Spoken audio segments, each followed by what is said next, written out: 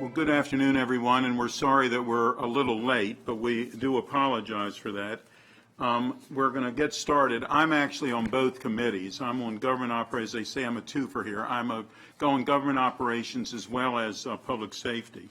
And I did want to welcome Senator Ben Cramer is here somewhere. I don't know. There he is. Over there, and we welcome Senator Cramer to be with us as well. Obviously, we're going to be discussing the public safety communication towers this afternoon, and I'd like to invite the panel to please tell us who they are.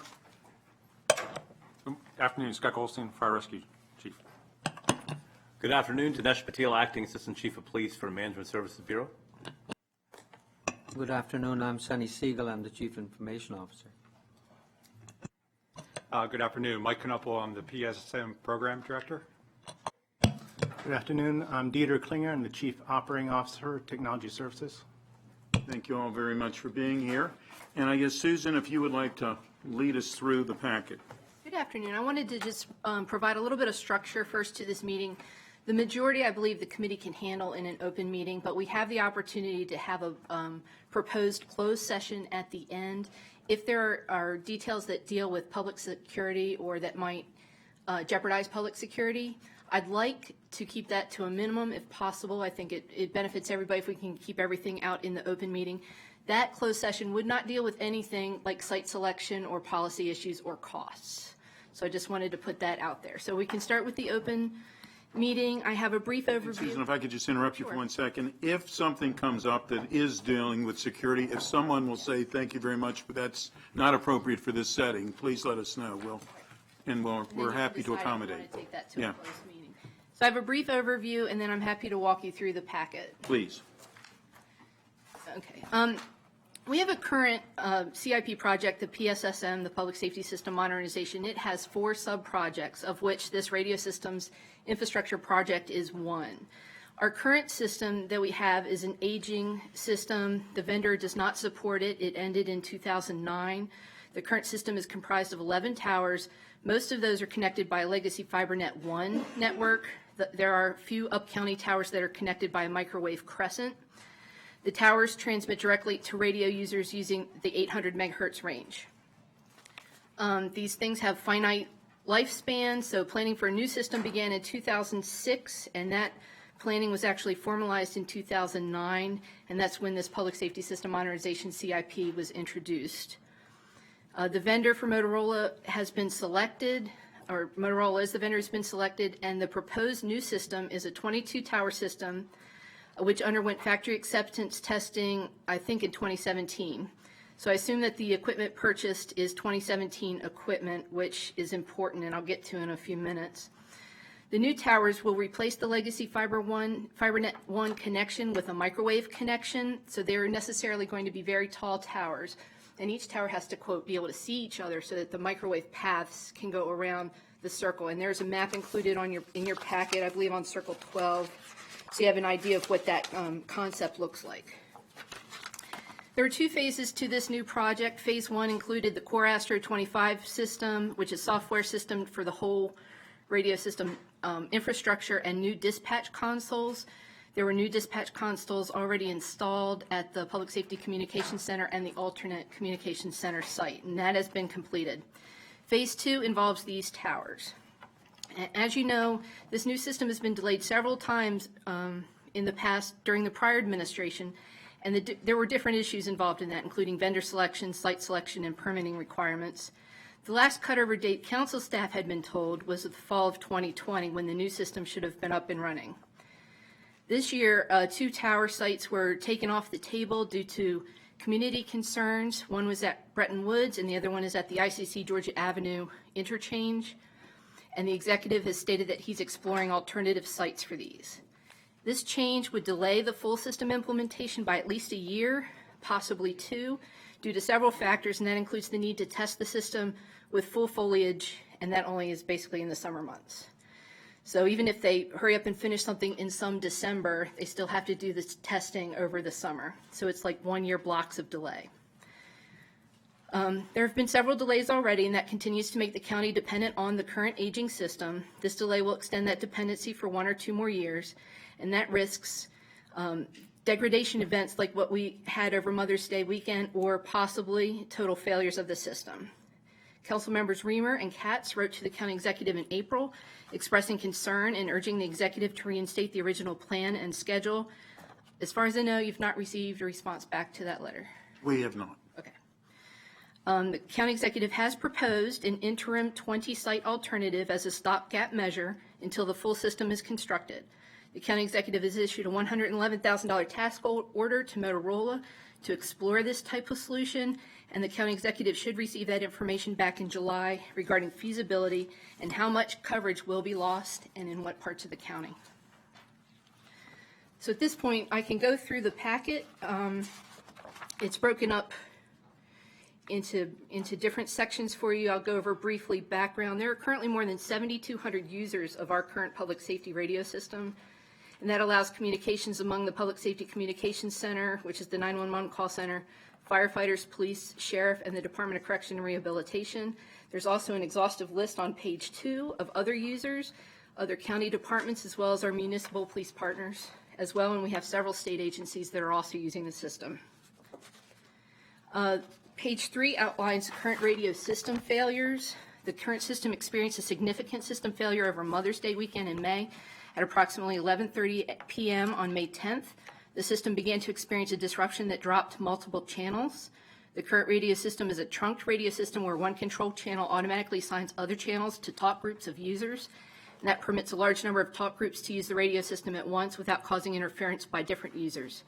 Typically, the county system has 16 channels available for these talk groups, and this disruption caused the number of available channels to fall to 3 or 4 at a time. I believe the average available at any time was 8. It's not always the same channels that dropped, as they intermittently went out of service and returned. When working properly, the system usually experiences 1 or 2, quote, busy signals a month that last about a few seconds each. But during this incident over May 10th and 11th, the users experienced at least 600 busy signals in that one day. Some of those lasted over 2 minutes. The public safety officials took emergency action during that time to prioritize certain types of talk groups in an effort to reduce communication traffic. They also shifted to cell phones and MDC messaging for routine communications. They identified, executive staff at this point identified that it was a timing issue in the FiberNet 1 transmissions as the problem, and they changed the timing regulation from an external source to an internal source. That helped to stabilize the system, although it did experience another disruption around 5:30 p.m. the next day. There were some media reports that indicated that the county did not experience any significant police or fire incidents during that time, but if it had, it would have been extremely difficult to appropriately respond and manage a large incident. There have been a couple of other similar issues with timing since then, nowhere near as major. Again, DTS has identified the problem with the timing. They have purchased a GPS timing source for $27,000, which has been installed, and they're exploring the option of adding 2 or 3 additional timing sources to be placed strategically at different hubs in FiberNet 1.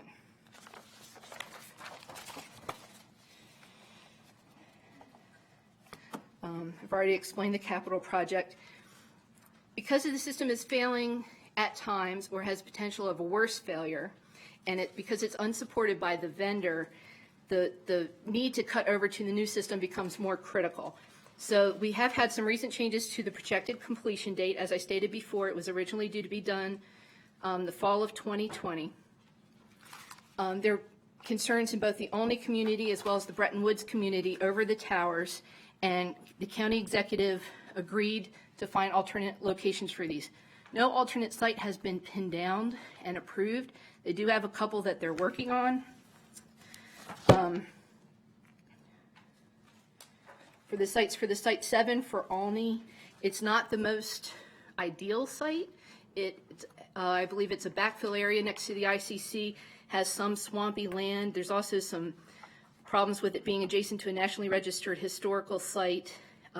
It would require the original 250-foot tower at the ICC Georgia Avenue interchange to possibly be as tall as 350 feet at a different location. And so they're exploring this now with the state, because this was originally supposed to be a state tower. that Montgomery County partnered with to use for their separate purposes. The state needed to use it for their Maryland First public safety radio system, which is very similar, but it's a statewide system that allows somebody in Hagerstown to be able to talk to somebody in Ocean City immediately. So taking this tower down also impacts the Maryland First system, and that will be delayed as well. The Bretton Woods site, there are two possible alternative locations. One, however, would have to be purchased and rezoned to be appropriate for a tower site location. The other is another place on Bretton Woods at the golf course, which apparently the owner has agreed to. I don't know at the time, and any costs would be associated with changing that. Council staff has several questions about the alternate 20 site solution. What additional costs may be involved, we'll know better in July, but we haven't been provided any costs for these system changes at all, so I don't know the scope. The original project here was about $46 million. They've expended it was about $49 million, and they've expended about 21. They have about $28 million left that they can expend. There may be coverage. We'll get this information back in July from Motorola to the county executive, but with 20 sites, a 22 site solution was necessary to provide 95-95 coverage, and that is 95% confidence that 95% of the county is covered. And that also includes in-building coverage, which we have trouble with now in certain large buildings, especially older ones like older high schools. It's hard to get a signal inside those buildings. So if 22 sites were required to get that 95-95 coverage, 20 sites is necessarily going to have less coverage. At this point, we don't know where that coverage will be or how much the reduction will be. If we're shooting for 95-95, is the new coverage going to be 90? Is it going to be 70?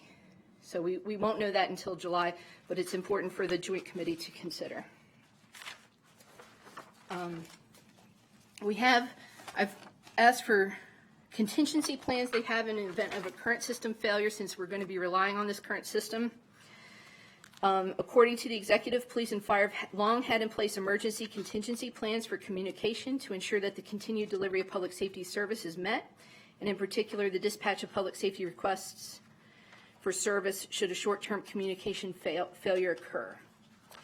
Included in that, the radio system has the ability to operate in 3 modes, including full trunking, site trunking, and fail-soft. All 3 of these modes, however, are dependent on the FiberNet 1 being functional, and I just wanted to note that the FiberNet 1 has been the cause of the most recent failures. Public safety personnel also continue to leverage the use of other conventional radio channels that exist in the county. The executive branch is developing contingency plans for long-term outages, including outages due to network failure, and these include using cell phones and push-to-talk options. Public safety agencies have been asked to have these plans prepared by September, and exercises are planned later this year to test those. Again, money for that's not included in the budget for FY20, and there will be additional costs, and we need to figure out how much that will be at this point. Some potential drawbacks of these alternative communication methods are significant. They all have impacts on capacity, coverage, intraoperability, and interoperability. The conventional channel alternatives limit capacity, and in some cases coverage. Not all the system users have radios capable of operating on all these conventional bands, and the number of channels is very limited. And none of the county's interoperability partners has the ability to operate on most of the channels. The commercial push-to-talk solutions can provide some capacity, but they lack the coverage of the current system. And push-to-talk uses the same infrastructure that cell phones use, so where cell phones don't work in the county, neither will push-to-talk. And not all of our partners have access to push-to-talk services. The county's mutual aid partners also interoperate with the county using their radios that are programmed for the current system. If the current system is not available, then the county can't interoperate with them. And there's a significant problem for fire and EMS responses in particular, particularly along the Prince George's County border, where units cross the border several times a day.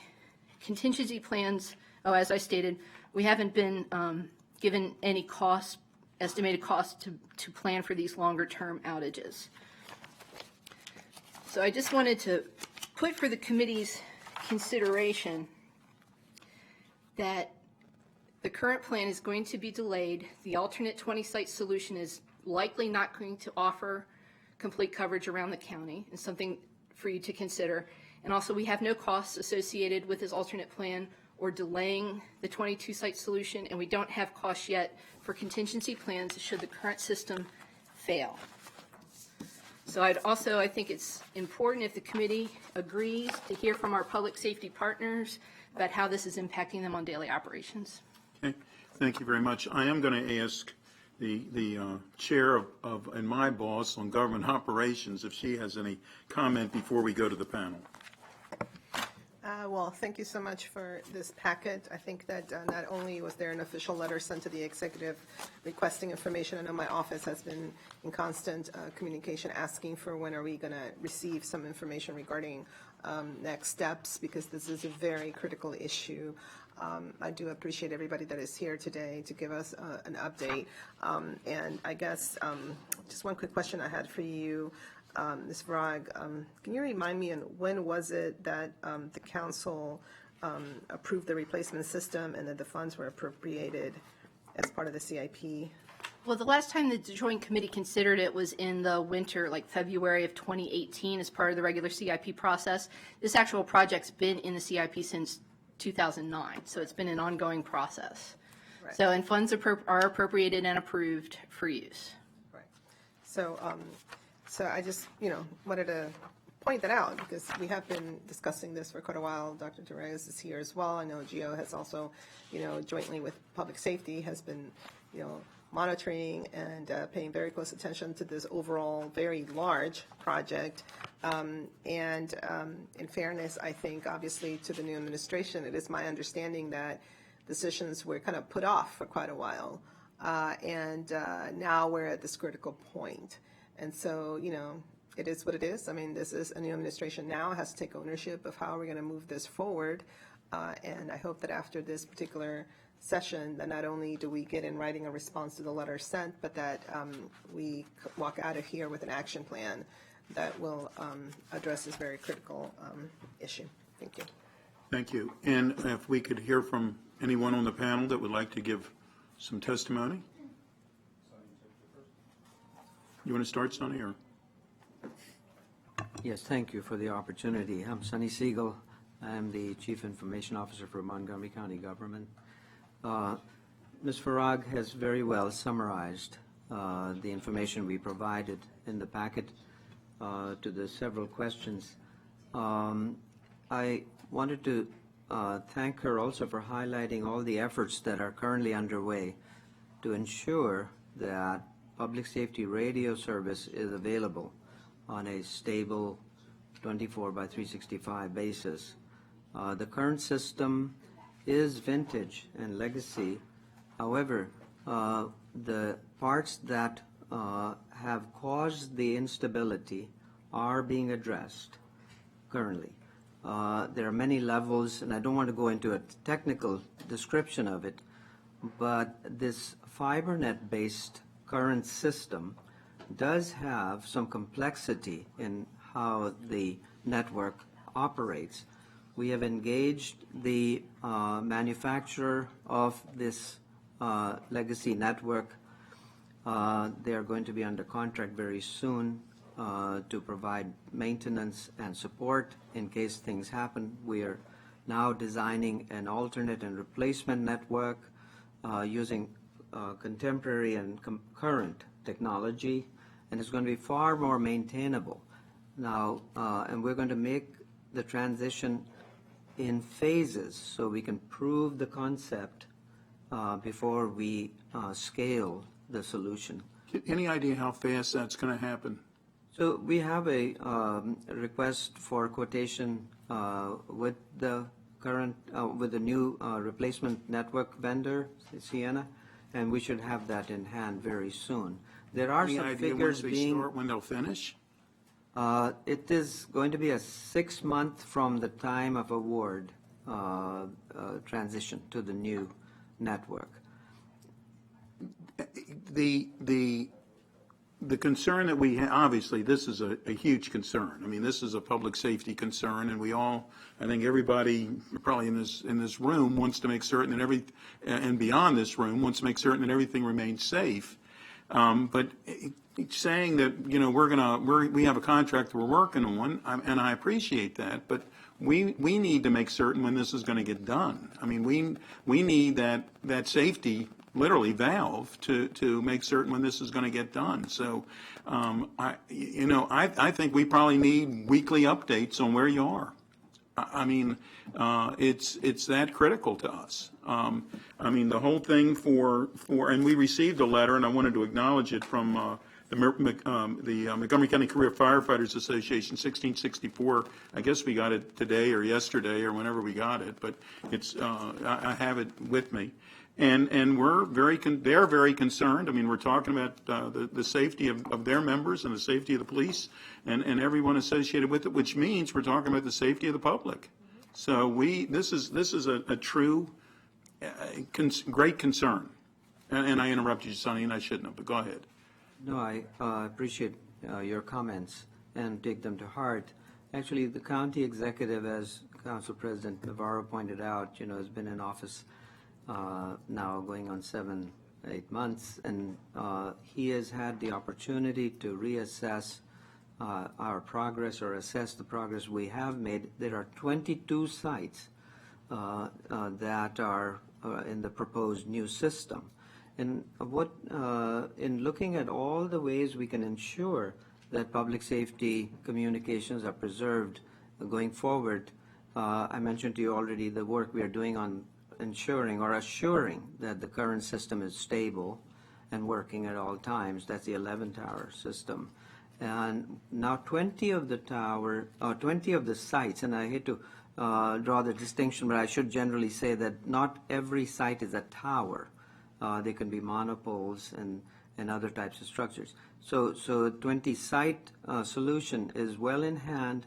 We have definitive validation from Motorola and from independent review that we can deliver a 20-site solution, a radio system that has coverage in a vast portion of the county. We started out with a 95-95 coverage scenario, an objective. In other words, 95% of the county will be covered 95% of the time. With the two locations that Ms. Farag mentioned, the one at Bretton Woods and the other one along the ICC, those will be added as soon as possible, given that community involvement and concern is valid. On the other hand, we are balancing the concerns of our first responders and public safety altogether, and I think that really goes to serve the public interest ultimately, that we have a great and working system with penetration, with coverage, with reliability, and we're working towards that. All right, once they're building out the site, are they actually building any sites as we speak of the 20? You are. And how, I guess, does each site take the same amount of time to build? It does not. So can you please answer, the guy shaking his head, could you please answer us? Look at Circle 3. Yeah, out of the 22 sites, as Sonny had mentioned, there's different flavors, right? Some of them are monopoles, some are extra towers, some are just replacing equipment on existing towers, and some are putting new dishes on apartment buildings, those types of things. So I have a breakdown, a dashboard that kind of shows the progress of each of those sites. Some of them have been completed. Many are in the process of being completed. And we're working, as mentioned earlier, to get those two remaining sites nailed down so we can have a 20. All right, if the two sites are changed, I'm saying but if the two sites are changed, how long and I know that it takes a while to figure out whether or not they actually would work within the configuration, and how long does that take? If it's for each pole? I guess both of those are poles. Yeah, there's well, one's going to be potentially a lattice type of tower. The other one will be a monopole. Normally from the start of evaluation, doing engineering and architectural work to actual construction, you're looking at about a year. And that's why, as mentioned earlier, we just can't wait for those 2 sites to be completed in order for the entire system to be rolled out. And that's why we're looking at doing this 20-site solution. The existing system that we have, what is the coverage that we have now? You're saying this one would be 95%, 95% of the time. First off, is there ever a time that you can get to 100%? Well, the industry standard is 95, and I don't have the details in front of me, but it's less than that now with the current system. There's actual buildings and schools and locations that are not covered today. What the public safety officials have done is they kind of know where those areas are, and they kind of work around that. But the industry standard is to get that 95. But so if things are held up, we're saying it would take a year from that, while you're building out the system. I'm asking rather than making asking a question rather than giving a statement. But while you're building out the system, it could take another year during that time for the last 2 sites. Yeah, well, I think what Sonny was mentioning earlier, the 20-site design, if things go as planned and we get the designs back from Motorola and the public safety officials agree to the coverage that's provided with a 20-site plan, that would be delivered by December of 2020. And then we're looking at adding the 2 additional sites that are currently being identified by the December of 2021. So the earliest that we can get a new system out there, a 20-site design, would be December of 2020. But you'd be using, if that happened, the new system would be being used for the 20 sites. And I don't know who knows these answers, and I interrupted the panel, so maybe somebody can answer this one as we go along. Sonny, had you finished? Yeah. Yes, sir, and I'm available, and so is the rest of the panel. We have other resource personnel in the audience today to answer your questions. Thank you, and I appreciate that. Does anybody else on the panel have any statements before we start asking some questions? Other questions? Okay. So for the existing system, with the one that has had the failure, and we put new parts and we figured out, perhaps, hopefully, what went wrong, is there any guarantee, that that system is going to work until the other system kicks in?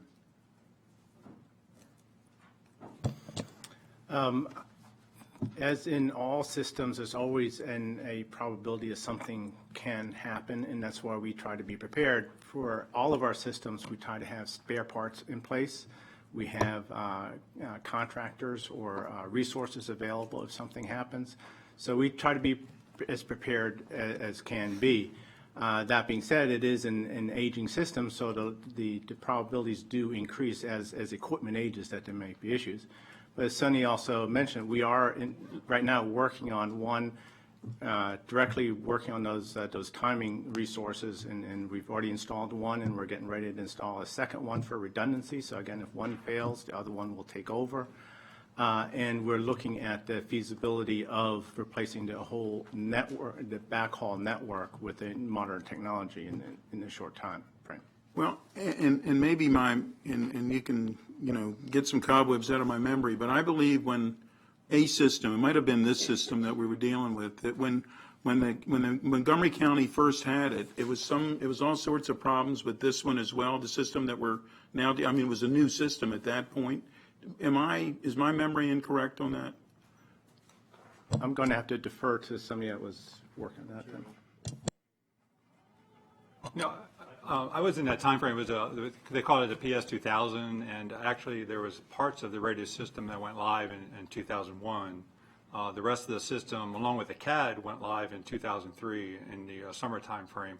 I think, and the public safety folks can correct me if I'm wrong, but the majority of the issues at the time was with the CAD system. But my memory serves me that the radio system at the time was very stable.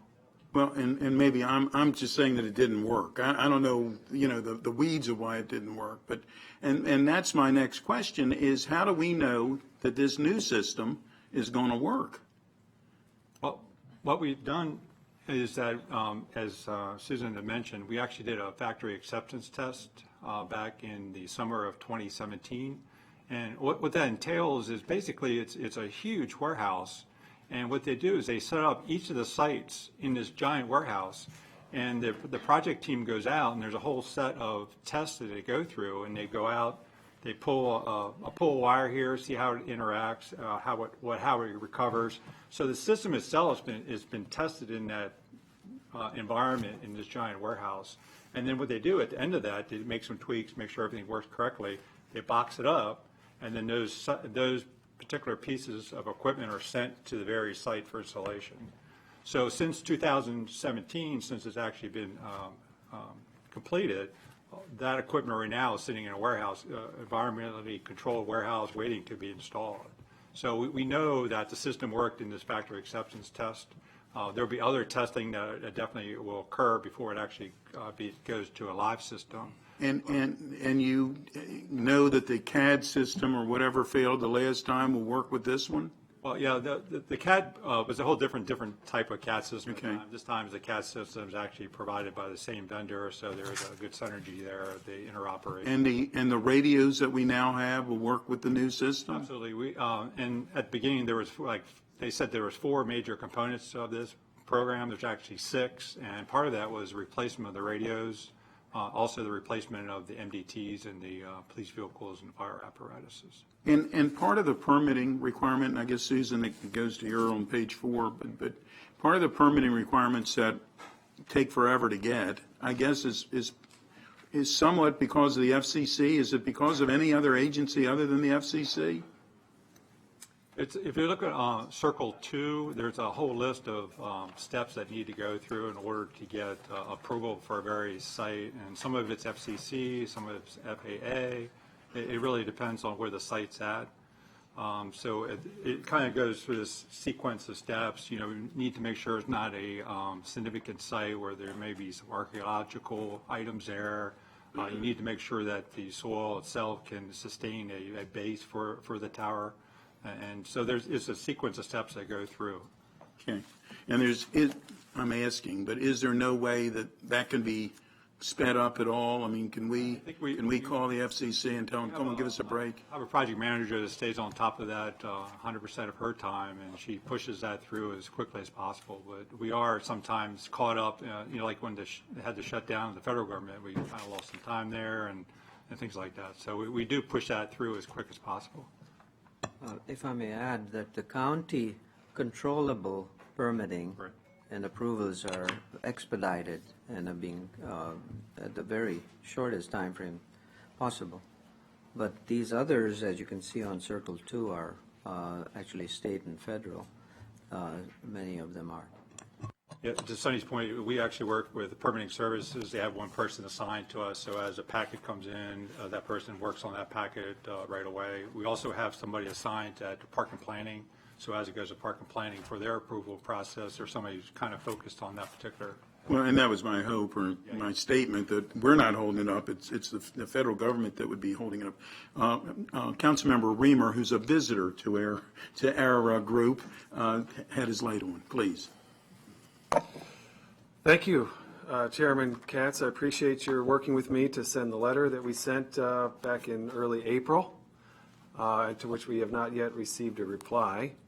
I appreciate your agreeing to have this meeting today so that we could interact with the executive branch. And Susan, I really want to thank you for your immediate response on this issue and your investigation. I think your summary at the beginning of this meeting was very thorough, shows how fully you have delved into this and presented the issues. I think what's happening is totally unacceptable, and it is absolutely outrageous. And I think we need a sense of urgency. And I think that the officials at the table here, I don't think privately a single one of you would have recommended the course that we're on. I think you're at the table, but I think the direction here is coming from the top, and it is political. And we know what is going on, which is that communities around the final two sites are upset about these poles, these towers, and they don't want the tower nearby. And unfortunately, the county executive told them that we wouldn't move forward with those two towers before even doing an analysis of what would be the implications of removing those two towers from consideration. And we don't know that a 20-tower site is going to provide 95-95. Okay, what is 95-95? 95-95 means that you are 95% confident that your system covers 95% of the county. Isn't that right? Mike, what is the 95-95? 95-95 is actually, it won't be for the 20-site solution, it won't be 95. Right. It would be something less than But that. what is 95-95? That's a good question. It kind of slipped my memory here. Oh, Jerry? 95% coverage. Can you come up and be on one of the mics, or you can sit over there, there's. You might not, but somebody sitting in Silver Spring might not be able to hear you. Thank you. Jerry Adcock, I'm the radio system manager, and I'm also the project manager for the radio system installation. The 95% coverage is what we're talking about, is an in-building coverage. It has to be in 95% of the county, which we break up into grids in order to do testing. so the system has to function in 95% of the county inside the buildings. There's another component to it, it's called a DAQ 3.4, delivered audio quality. In other words, being able to hear what's being said on the radio in that 95% coverage. So let's talk about what that means. So you're a police officer, you're in a building, and you need to call for backup. Correct. You want your radio to work. You Absolutely. don't want to get a busy signal when you go on the radio to call for backup. That's why we need the confidence level, so that the officer can feel confident going anywhere, knowing that they can get on the radio and call for backup. And if the system doesn't work, they can't call for backup. There's no one on the other end of the line. You're a firefighter. You're in a building. You need to call for support. You need to exit. Your life is in danger. Your radio must work. That is what this is about. Schools, school shootings. There was a terrible problem with the effectiveness of the radios in Parkland. The radios did not work. Public safety could not coordinate a response in Parkland. That is what the stakes are. We hope that never happens here, but it happens. It happens elsewhere. That's why we build to the highest standard. That's what 95-95 is about, is that we go for the system that will work everywhere. And unfortunately, the decision that was made to pull back from 22 sites to 20 was made without knowing whether that replacement would work to that level. It definitely will not work at 20. Ms. Knupple, you said that. You said that several times already. It will not work with 20 towers. Will it work with 22 towers? Well, first of all, we don't know how many more towers we're going to need. All right, we might need 24 towers now.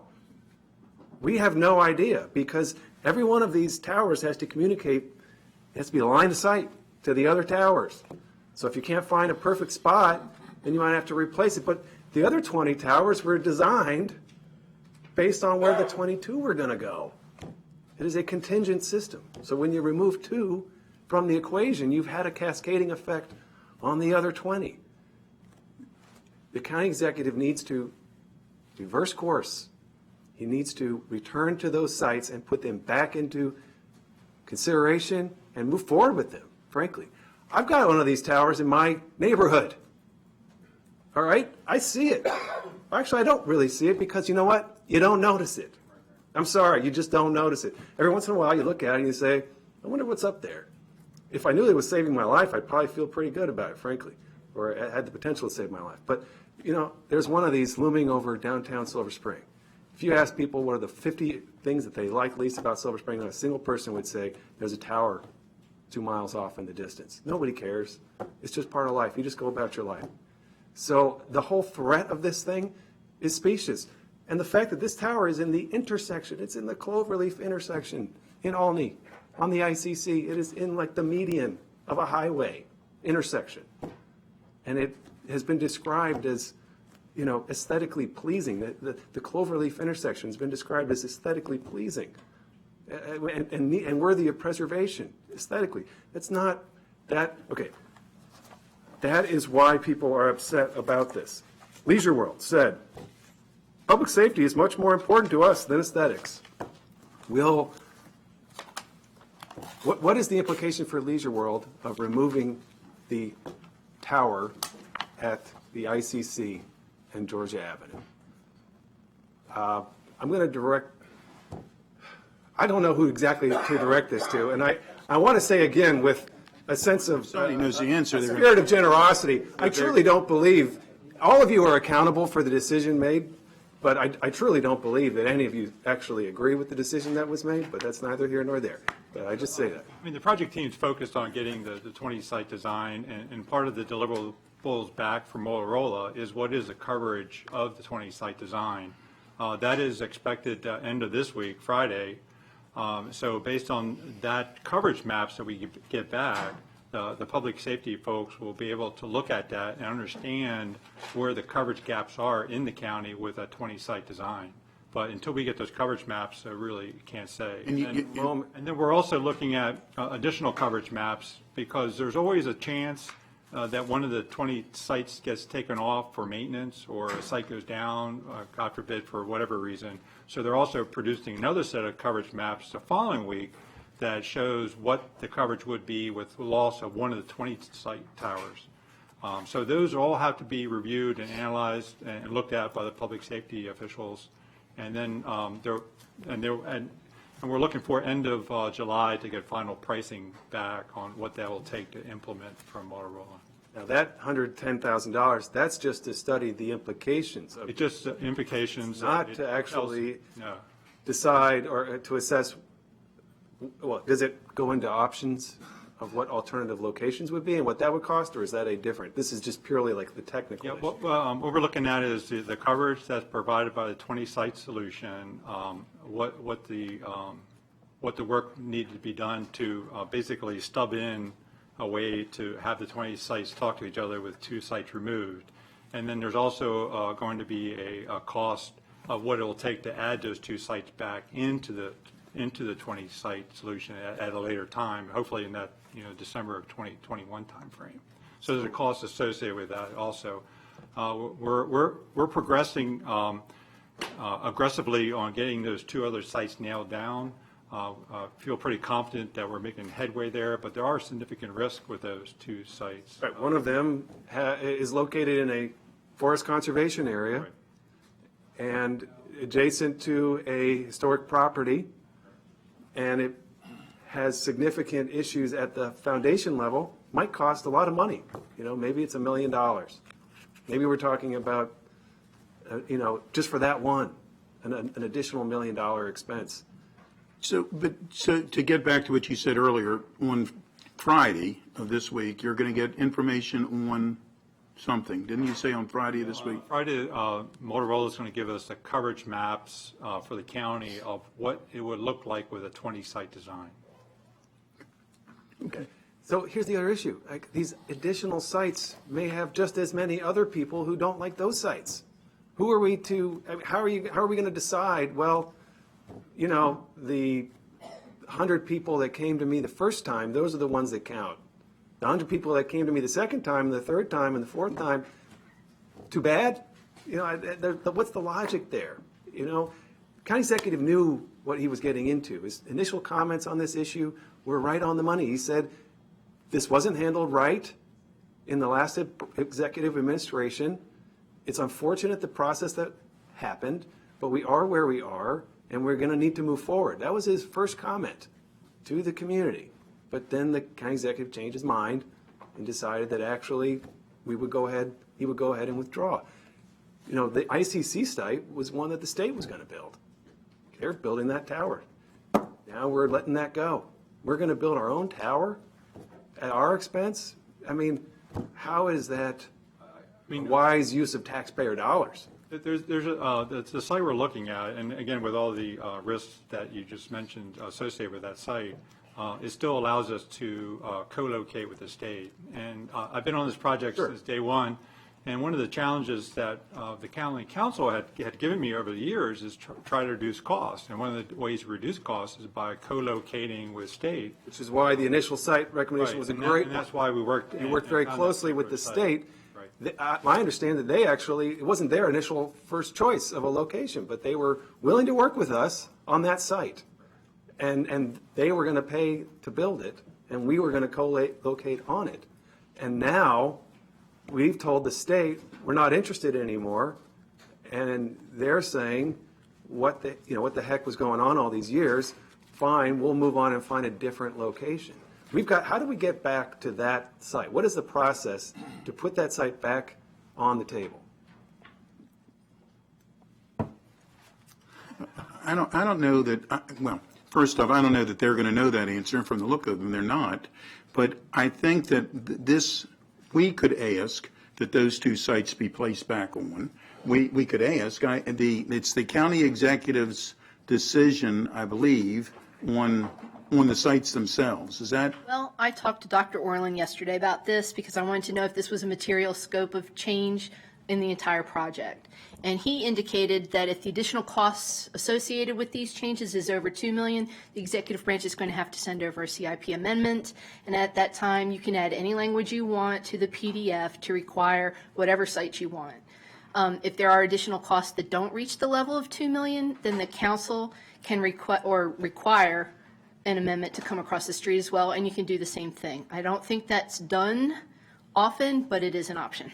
But if there is no $2 million threshold, if the moving of this site were less than $2 million, it's his decision Well, you can without our approval? You can request an Because amendment. we've already approved the money sometime, yeah. If there are additional costs, you can request that or require that there be an amendment sent across the street Okay. for the council to vote Does on. that count for the $110,000? No. I doubt it. That's too $2 small. million is the threshold. That's for a required amendment to the PDF, yes. And at some point, this was approved, I mean, as a budget Council item. has approved the money that's in there. It's fully appropriated. There's a balance of about 12 million according to the PDF. And not all of the money that's been identified for this RSIP project has been spent yet. I don't know how much of that has been promised, if it was like partial payment up front and then later when the actual thing is delivered. I don't know that information. The executive branch would know. Hans, are we good? Again, we need to put the two towers back on the table. And the cost, I mean, we've heard $1 million that's a number I'm hearing for the alternative ICC. Whether it even works is a question. It's really unknown if it works. And then the other site, the Bretton Woods site, we're hearing we have to buy the property, which, how's that negotiation? Well, I guess we could condemn it, but we're going to have to buy property. It's just, I think that we need to return to the plan. I can't vouch for the process that the county used. I'm not here to defend that, but I am here to say, the train has left the station. The 22 system was designed, and there's very little room for adjustment at this point. I can give you the current status on each of these, and we're working to try to get them finalized as quickly as possible. I meet on a regular basis each week, each Friday, with the state of Maryland and their representatives to get the Site 7, which is a Norbeck drainage pond location, through the process. Whatever we do at that site, it'll take a year to build it out, and we don't know exactly what the costs are going to be. The state of Maryland would have to pay those additional costs to put that site there. We identified that the MDTA owns a piece of property. I work with the first project manager. They're very interested in getting that system up and running because, as somebody mentioned earlier, they're waiting to get that tower up and going so they can finish their implementation of their first radio system. The Brentwoods, we have identified another location actually on the golf course near the manager's house. It has a little bit of higher elevation. It looks like it's acceptable to the community. We're starting to investigate that particular area, but there are risks associated with that particular site. And again, it will be, even if we get approvals today, it will be a year before that site is finalized. So we're working on both these sites, trying to get them finalized as quickly as possible. Okay. Well, just one final thing. Okay. The implication of not having, for example, Bretton Woods, well, I'm talking about them both, but having that extra delay, what is the implication of having additional delay for coverage in that area? Well, Well, when you don't have that 21st and that 22nd tower, it's basically a coverage, the coverage gap for that area.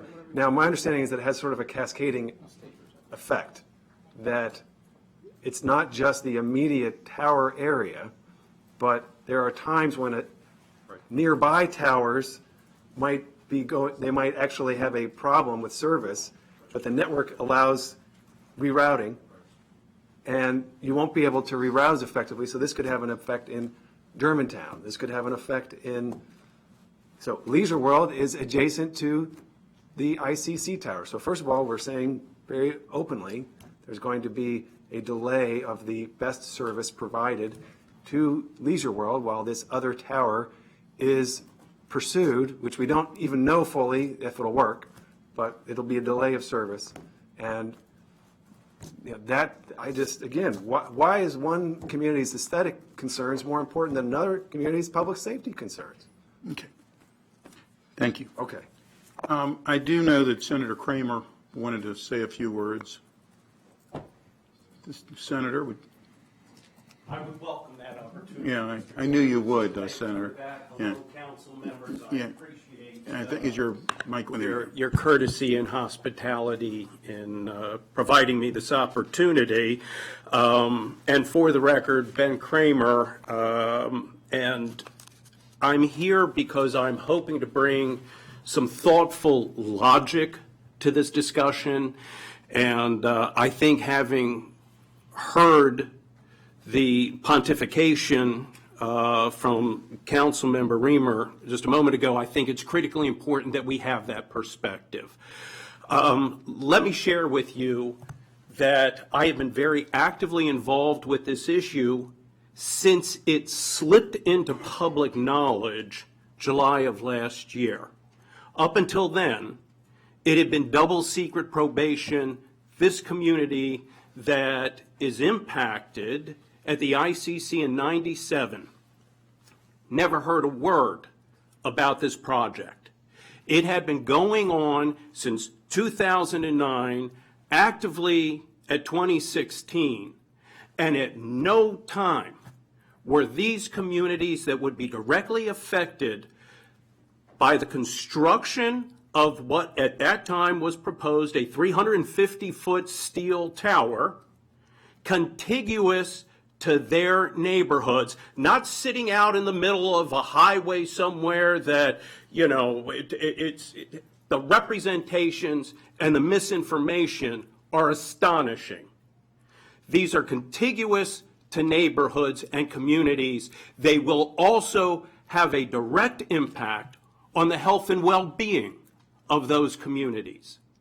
Now, when it became public knowledge that this tower was going to be constructed in this location in July of last year, the community members immediately reached out and said, wait a minute, please, work with us to find a location that serves the needs and the purposes of our first responders, and please understand, there is not one member of this communities, the numbers of communities impacted, and Ben Kramer, that are not 100% concerned about the best interests and welfare of our first responders. Any representation otherwise is an absolute insult. But there is no reason we cannot have the quality system, which is the goal, and be able to ensure the best interests of the residents of the county who will be paying for this system also have their interests met. And Councilmember Navarro was spot on when she said, look, this administration inherited this problem that we're in. She was spot on. And so now this administration is dealing with it. And let me tell you, in the 9 months following public knowledge that this was going to happen, and when the folks who were working on the project finally met with the communities, not one word had taken place about trying to engage the community. On March 5th, this community was told in front of 400 residents who showed up to say, what in the world are you all doing? We have never had the opportunity to participate. And the message at that meeting was, we are building this tower in this location, done and done. Now, to his credit, with the state, and let me tell you, I wrote down Councilmember Reamer's quote, we told the state, we don't want this site. That is absolutely false. The state in conjunction with the county executive said, we screwed up. I was sitting at the meeting when the words were spoken, and they said, we screwed up. We've screwed up so badly on this that we will not be building the tower in this location. We'll work with the community now to find an alternative site. And it does such a disservice to the entire county to have this Chicken Little misinformation. The sky is falling. We're going to have chaos in the streets, and Leisure World is going to be left uncovered. Are you kidding me? How inflammatory is that? You opened your statement by saying this was going to be, the reason this is happening is because it's political. I would assert that the county executive took what was government function at its worst and showed the courage and the fortitude to say, I agree, this is government functioning at its worst, and I am going to stop it in its tracks, and we are going to do right by the citizens of this county and the citizens of these communities. And this is not about aesthetics. It's about process. And there was no process whatsoever. And it is insulting for anyone to accuse this community of NIMBYism or concerns about aesthetics. It is about process. And there has been discussion about a possible alternative site. There were stories that there was a forest conservation easement. When the authorities that were making that claim were called on it, suddenly they backtracked and said, well, you know what? There may not be a forest conservation easement after all. Maybe we were mistaken. So I am hoping that you all will be thoughtful and rational in working with the communities, working with our first responders, working with the people who are sitting at this table, who now know what it is their focus is. Find a location that the community can support and that makes sense for the project. And that's what I would ask of you all today. Right now, if we get 20 towers online, we're way ahead of where we are today. We've got 11 towers failing right now. If we get 20 towers online temporarily and then fill in the missing tower, hopefully within a year, and I'll be honest with you, we're sitting here in June of 2019. This system isn't scheduled to go online until December of 2020. If we don't run around putting up roadblocks for the county executive and instead start all rowing in the same direction with the county executive, with the state of Maryland, who did commit to find another location, then maybe by the time the other 20 are ready to go online in December 2020, this other tower will be built. But if we're going to look to create confusion and misinformation, it could drag out for a year or two. So please, let's all work together with the same focus, the same intent, and with the understanding. Let's get it done, but let's do it the right way with transparency, clarity, and truthfulness, and that's government functioning at its best. Mr. Chairman, thank you very much for that opportunity, and I would certainly welcome any questions if there are. Thank you, Senator Kramer. You seem to have an opinion about this. I noted that. Yeah. Thank you. For that. So bottom line on this, and we can get back, but to the other members of the council, to the committee as well. But the bottom line on this is we need to do this and as quickly as we possibly can. So Friday of this week, we're going to get some additional information, and that will tell us right now what the coverage is. Explain it one more time to me, please. A little dense here today. Getting this Friday is the coverage that will be provided by a 20-site solution, a 20-site implementation. And that'll tell us that, right, as the 20 sites that would be being built out as we speak. It'll tell you what a confidence level or in the county, where there's 95, potentially 95, where there's less than 95, 95.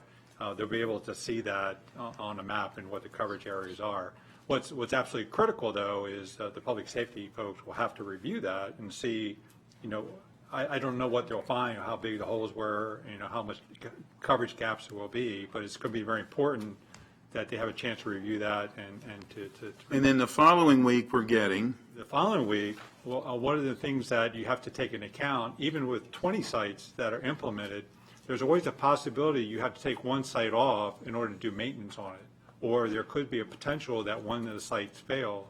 So what they're also going to provide the following Friday are coverage maps with a 19-site operation versus a 20-site. And again, that's just common practice that you do out in the field because they want to make sure if something does get taken offline, what is your coverage impact? And then we'll work with the public safety folks and they're working with us right now, hand in hand to go through. Good, and because we all want to do this, I know they want to do this as quickly as possible as well. And I know that Councilmember Friedson wants to make a comment, but in that additional information that you send, could you please send us, and maybe it's in here and I just missed it, but could you please send us the coverage that we have right now? Sure. I mean, so that I'm aware of what we're, compared to the 20 sites, what is it that we have now? And it could be different sites for coverage. Councilmember Friedson, please.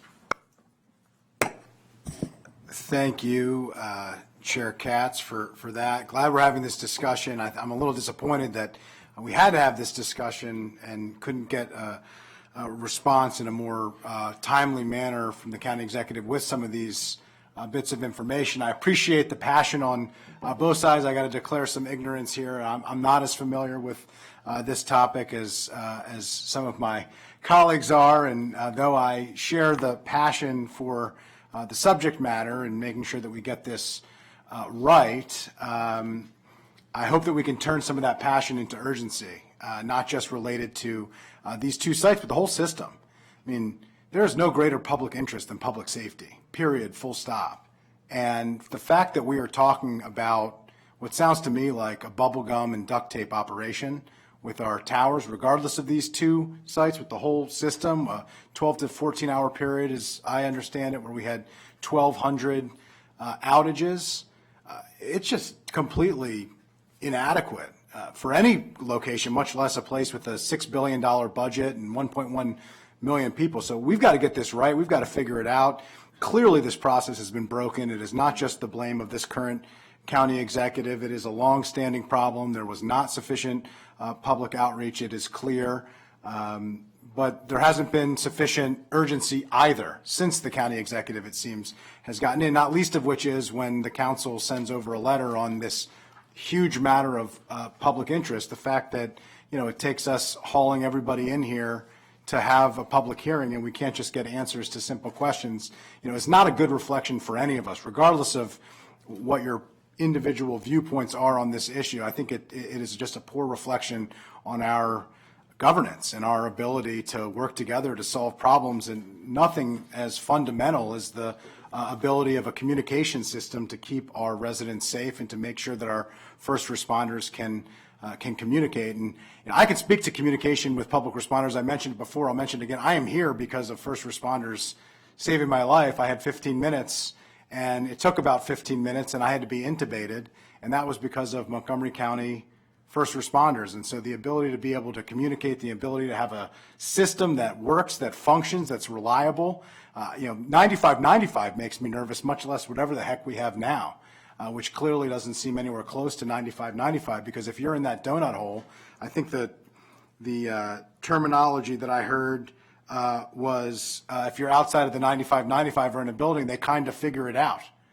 Well, I'd hate to be the person who's waiting on a first responder who's kind of figuring it out. I mean, I have great appreciation and admiration for our first responders' ability to figure things out on the fly and be able to work in the most difficult and stressful environments, but that is even troubling. So if we are not even at that point, we have got to get there. But I have a few questions specifically about the finances of this. I'm a little bit confused just where the costs come from. The $110,000, which is an additional expense that we're taking on, is trying to fix a broken process, and to address the issue, regardless of how you feel about that. I understand it's less than the $2 million, and so it's not going to come back here, but where does that money come out of, and where is the money going to come if we have to make substantive changes? If Councilmember Reamer is correct, where the two sites, even the temporary, requires a chain, you have to kind of, these are like satellites from my understanding, they communicate with each other. You may have to shift all of them or change all of them, or if the additional sites, the two new sites, even if they are compatible and do work, if they cost a significant amount of more money, how does that process work, and how do we fund that? How do we pay for that? Where does it come from? Right now, the program itself is fully funded at $110 million that's been appropriated over the years. So there is a little bit of contingency in there. So we're using some of the contingency to pay for these initial studies, the $110,000, some additional items that have to be done. When we get to a bigger cost item, I talked to OMB, and it'll come across as the full CIP submission in the October timeframe. So we may be coming back for a supplemental to pay for some additional work.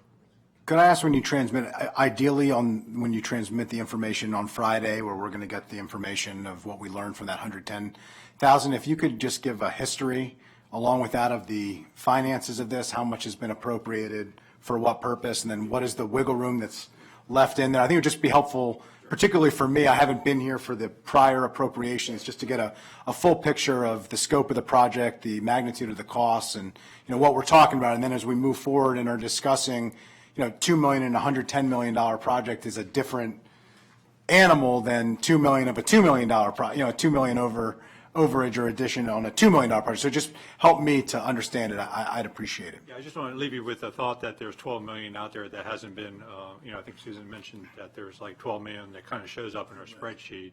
But a lot of those dollars are there to pay for milestones that are accomplished by the vendor. So yeah, I'll get that information. Yeah, so if that has to be encumbered for, Right. Really performance related, then that should be reflected. And just what is the additional money for contingencies, for overages, for problems, for additional expenses that were unanticipated, to understand what is left in that bucket. I think that'd be really helpful for myself and perhaps my colleagues as well. Thank you. Any committee members, please?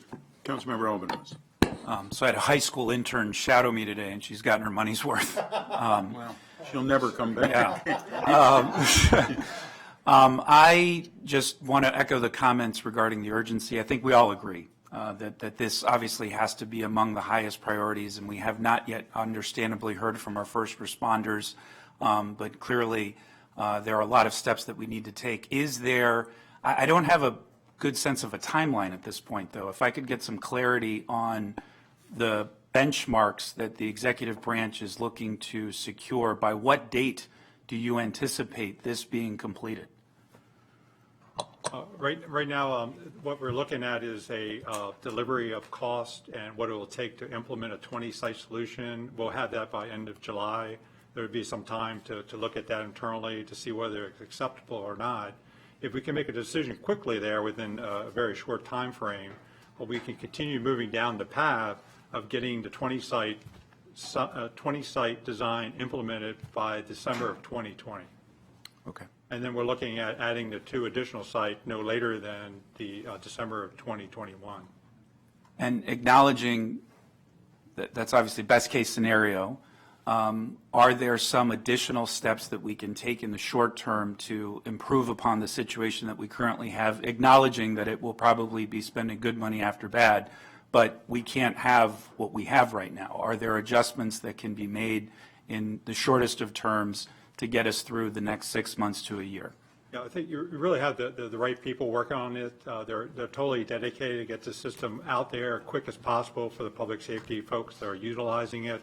I think Senator Kramer may agree that we've built a relationship now with the community. We're meeting with them with a regular basis to make sure that they get their input into the decision process, and hopefully they'll acknowledge that work we're doing with them. What was stated earlier by Sonny is there are steps being done to shore up the current system to try to ensure that it stays viable until that December 2020 cutover timeframe. Okay, thanks. And to that point, because this new system, regardless of the 2 extra towers or poles or whatever they are, would not go into effect until December of 2020 or whatever that, and then there's always that push that it doesn't actually happen the day you want it to happen. We still have to have the system that we have working. I mean, so we would invest in this system right now regardless of whether the 2 poles were there. Yeah. Right. So there's work being done on the ATM network, like Sonny had mentioned. We're trying to shore that up by looking at newer technology to replace what's there. That's a lot of work, and potentially it may or may not work, but there looks like there might be a path to follow. And somebody mentioned, if you look back through the notes back in, I think, the 2012 timeframe, we actually came across for a request. I think it was like in the 250,000 range to buy spare parts, because many of the counties around us have already upgraded to the new system. So we use that money to go out and buy spare parts. So if the parts fail at a tower site, at one of the 11 tower sites, we have some spare parts available. But that spare part inventory is getting very low. So we're also trying to get the system up and running as quick as possible. Okay. Hans, please. Thank you. All right. Senator Kramer, welcome. Always nice to hear from you. My comments about the urgency of this issue are, I'm in this case, an official who has heard from public safety officials about their concern. I'm not the one who somehow, I'm not pushing this on the public safety community. I'm hearing from them. This is what the firefighters union said. Delaying the construction of the ICC, this is in a letter, I'm sure you've seen it. Delaying the construction of the ICC Georgia Avenue site is putting my membership, those that live, work, and pass through the county and state public safety workers, at risk. We got a letter today that said, the county government simply can't afford to cross their fingers and hope it doesn't happen again, referring to the breakdowns of the system. Our public safety officers and the citizens of the county deserve better, much better. Over 1 million Montgomery County residents are depending upon us to do better. We heard from the Leisure World Governing Association, the governing body, and they said that this plan is going to cost more money and provide less service to our community. Public safety is much more important to us than aesthetics. We do not understand how spending more money to implement a less capable system aligns with your commitment, this is a letter to the county executive, to the efficient, cost-effective delivery of government services. So these are concerns coming from the community.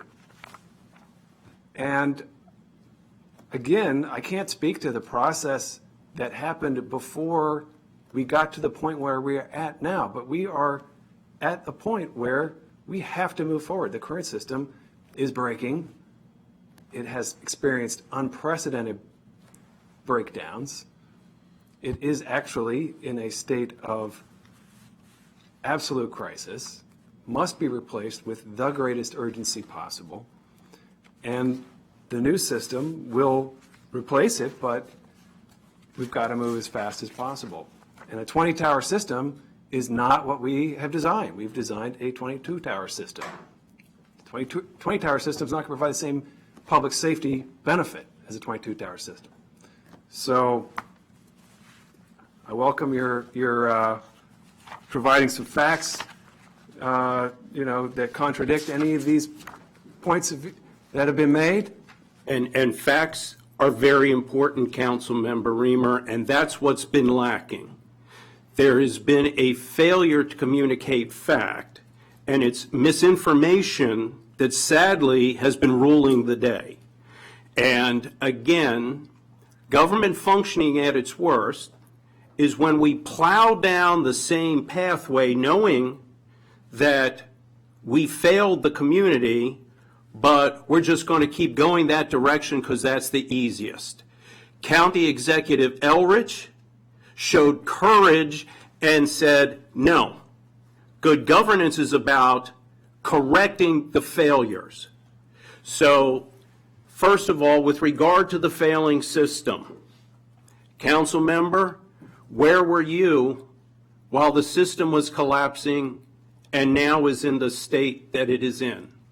What I'm asking you to do is work with those of us at the state, the community, and the county to now address the problem and address it in a form and fashion that accomplishes all the goals and all the desires and works for the entire county and the residents of the county. You make reference to someone in Leisure World sent a response, and what was it a response to? What information was provided? The fact of the matter is, at best, we might have a system functioning at best by December of 2020. There's plenty of time to work on getting this new location, and my point is, rather than panic, rather than have misinformation, let's work cooperatively, let's all row in the same direction, and let's move forward now, knowing that there were failures in the process, and we're going to correct that and make it right. And I would welcome the opportunity to work with you, to sit down with you, to have a reasoned conversation, and that's my goal. I want to work with you and the rest of the council to get where we need to be. That's all I'm asking. Thank you very much. Okay. I think we need to withdraw the opposition to the tower at the ICC and the intercounty connector. I think we need to move forward with that location as fast as possible. Thank you. So we will know more this week on, go ahead. I'm sorry, I have a couple of questions that I think would help with your decision Sure, making. please. The first one is when we get the coverage maps back for the 20 towers and a 19 tower possibility, if they have to take one out of service for any particular reason, if those coverage maps are unacceptable to first responders, what's the executive's plan moving forward at that point? And what happens if these alternate sites that they're now investigating are also unacceptable? What's the executive's plan at that point? I think those are fair questions, and whoever answers that for the county exec and his staff, we would like that information as quickly as you can.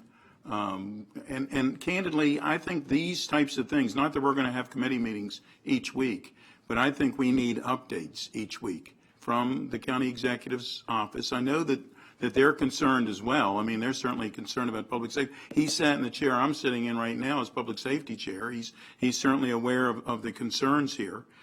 So I think we need updates on that type of information each week. If you could send it to Susan, she'll send it to the joint committee. Any other, Susan, any other, no? Any other statements from, yes, please. Dinesh Patil with the county police. I think I just want to, not that anybody doesn't know the urgency of what's going on, but there were some questions in the packet, about what are we doing? And I just kind of want to get out there a little bit without getting into too much detail about our contingency planning. I'm happy to discuss in great detail in a closed session, but from an operational security need, we are considering, potentially having to rely on other agencies' radio infrastructure that's not, designed to work necessarily in Montgomery County, but it may to some degree. We're looking at commercial solutions. We're looking at our operational deployment about how staffing and potentially using human relays on particular scenes of calls to be able to use certain of our radio technology to go into a building, but somebody kind of has to stay outside. And at the end of the day, we really just need, tools that work. And with all the different, I think our democratic process here is well displayed. And but at the end of the day, we're just a customer. We need the tools that are going to work. Our tools that we have, the radio system in particular, is relied on by the National Capital Region, not just Montgomery County police officers, firefighters, or municipal agencies. So there's a great deal of work going on, and we've been working with DTS and emergency management, the fire service, to work on those contingency plans that will have, some better information. We're finishing up some testing now, and hopefully soon we'll have some better information as far as costs and what that may look like. But I guess just to maybe re-emphasize the point, I know everybody gets it. Public safety is important, it's paramount, but this is, of all the tools we carry, this is the one we probably use most every single day. So that's it. I appreciate you all taking the time to hear us. And Believe me, we need to Yeah, hear it. I appreciate it, and thank you for sharing that. I think it's important that you raise it with us. I think it's more important you raise it with the county executive and the administration and make sure that that urgency is there, because ultimately, it's the executive branch that's going to, solve this problem and make sure that it's sufficient for your needs. But I think from our oversight perspective and making sure that public safety is being addressed, it's important that, the government is operating. It's important that we have that. I just want to, based on where we are today, the 1,200 occurrences of busy signals and the operational failure over Mother's Day weekend, that sent shockwaves to people, and that a lot of those concerns were raised to me. I was not aware of the severe deficiencies in the system or some of the challenges that we faced to the extent that they existed until then, until I've learned more. But as we stand today, regardless of what we learn about what the 20 system, the 20 site solution and what the coverage is and whether we find the other two and what we do moving forward and whether it can happen by 2020 or the end of 2021 or whatever the case may be, today, what is the likelihood that another Mother's Day situation is going to happen where we will have severe outage? My understanding, based on the letter sent from Mr. Buttle with the firefighters, is normally a normal occurrence would be a few outages a month, 2, 3, maybe 4. We're talking about 1,200 in like 12 hours, maybe 14 hours during that period. This is a drastic operational failure.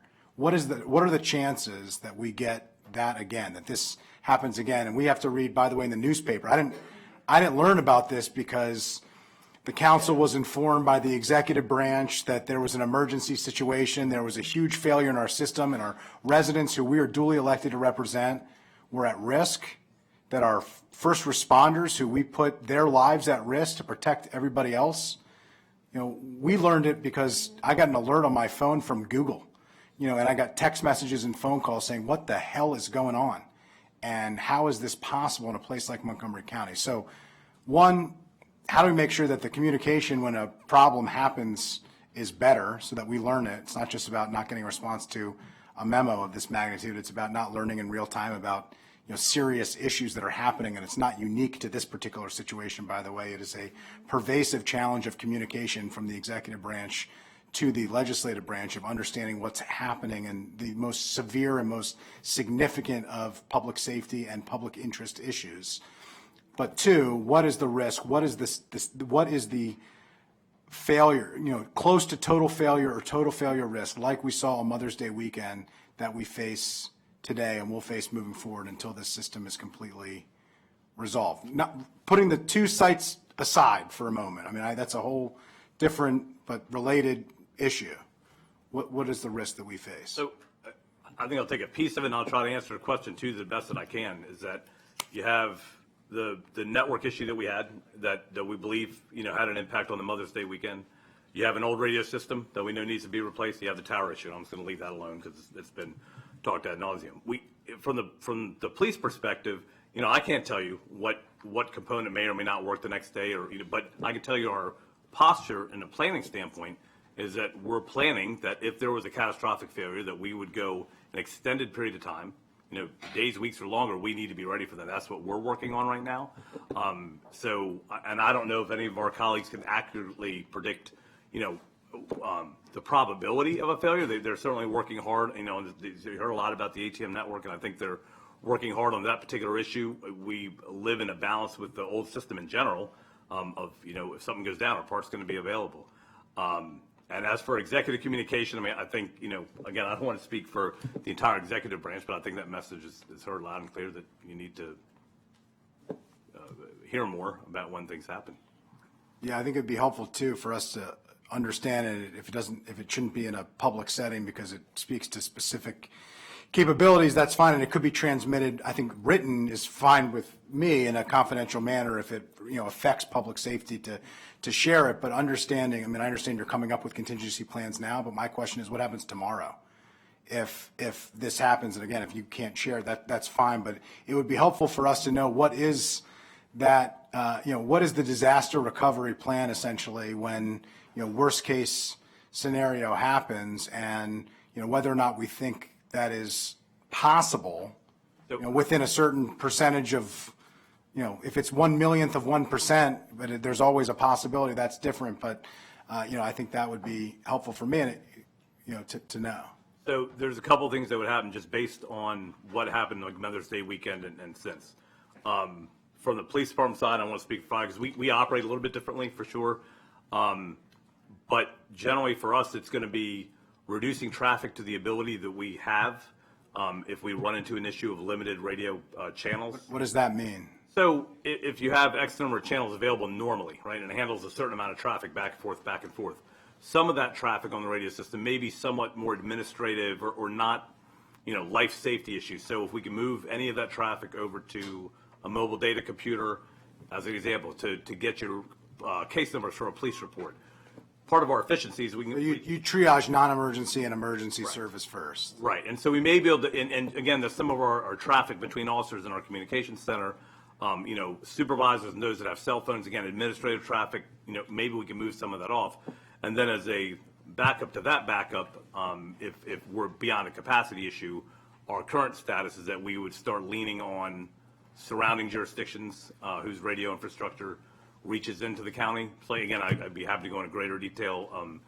That has other implications. Yeah, I think if you just transmit in writing would be fine, and just so we're kind of aware of what the contingencies are, just to give a little bit of peace of mind, at least, to me, that, something happens tomorrow, next week, while we're trying to fix all these problems that everybody recognizes they have. We might have disagreements of who caused them, how to fix them, whatever, that we actually are in a position where we can respond in a sufficient way, because, when we're talking about emergency response and a threat to emergency response or a potential threat to emergency response, that is an emergency, and we need to be treating it as such.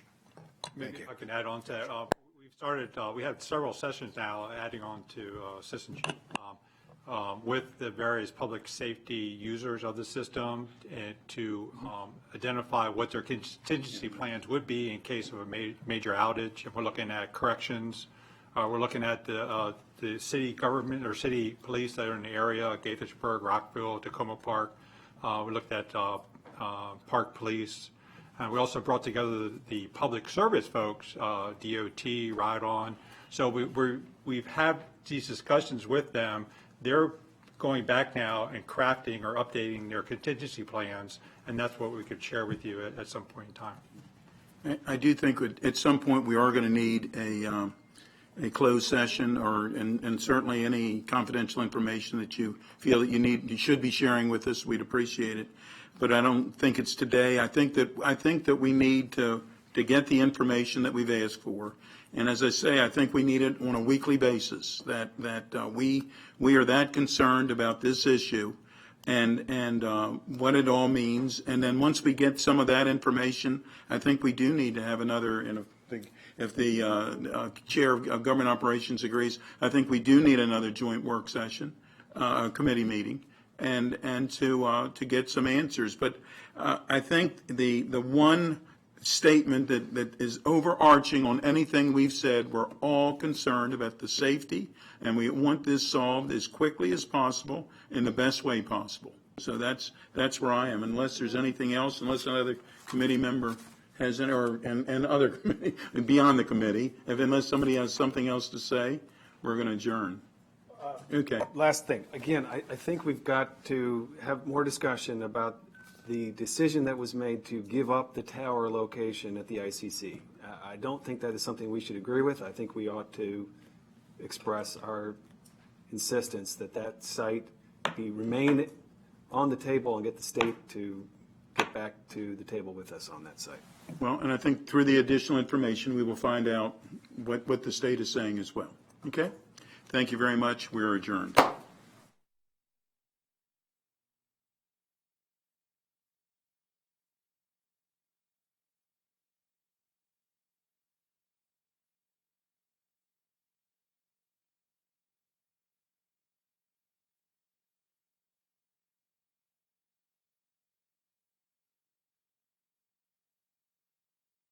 Information. Please call the Transit Information Center at 240-777-7433.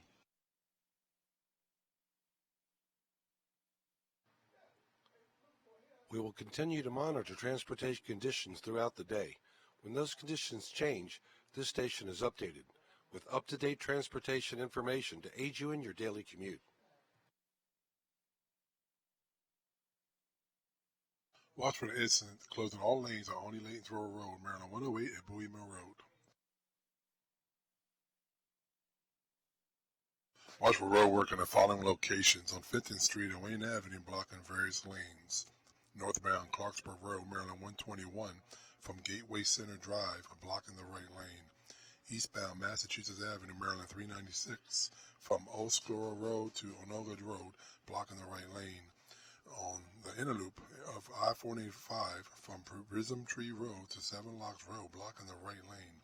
Southbound Interstate 270 from Tuckerman Lane to Demoxy Boulevard, blocking the right lane. Northbound Frederick Road, Maryland 355 from Snowden Farm Parkway to Stringtown Road, blocking the right lane. Watch for a flagging operation on Clopper Road, Maryland 117 and Warren Station Road.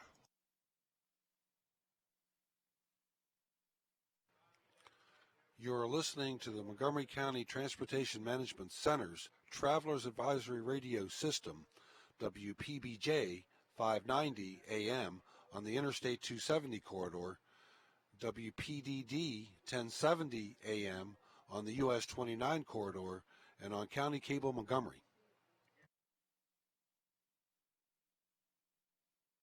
Travel slow on Interstate 495 in the following locations: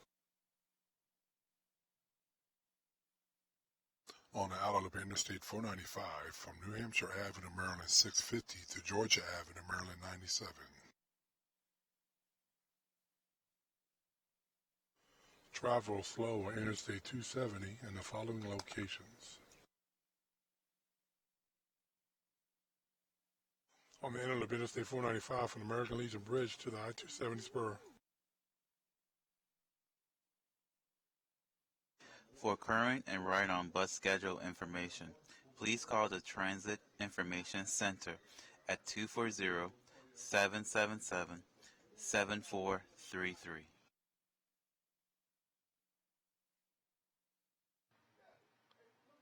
We will continue to monitor transportation conditions throughout the day.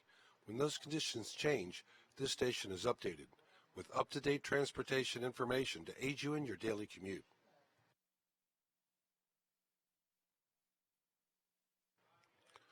You are listening to the Montgomery County Transportation Management Center's Travelers Advisory Radio System, WPBJ 590 AM on the Interstate 270 corridor, WPDD 1070 AM on the US 29 corridor, and on County Cable Montgomery. Travel slow on Interstate 495 in the following locations: